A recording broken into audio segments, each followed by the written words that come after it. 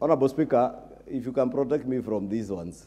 Honorable Speaker, the member who spoke about that, the member who spoke about people being mobilized, Honorable Speaker, was Honorable Pukose. I also alluded to the fact that there are people who are mobilizing people to riot.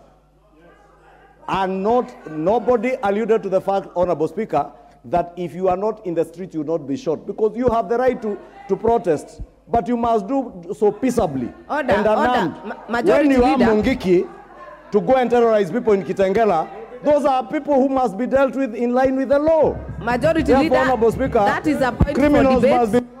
That is a point for debate. Honorable member for Makueni. Wait for the microphone. Wait for the microphone.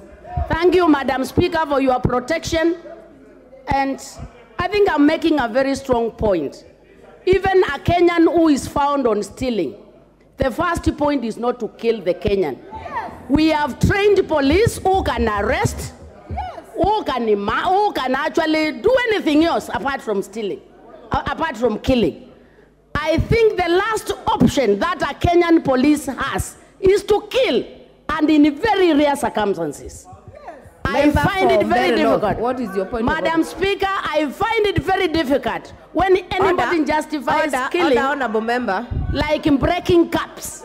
Point of order, Madam Speaker. It is important to inform. Is it a point of information? It's a point of order, Madam Speaker, that the police have the right to defend their rights as well. The police have the cardinal right to defend their rights. Order, members. What is out of order? Order, members.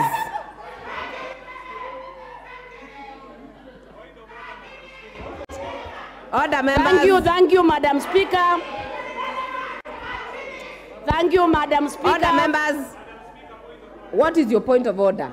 Thank you, Madam Speaker. Hold on, Honorable Susan. Thank you, Madam Speaker. Is the Honorable in order, Madam Speaker, when he alleges that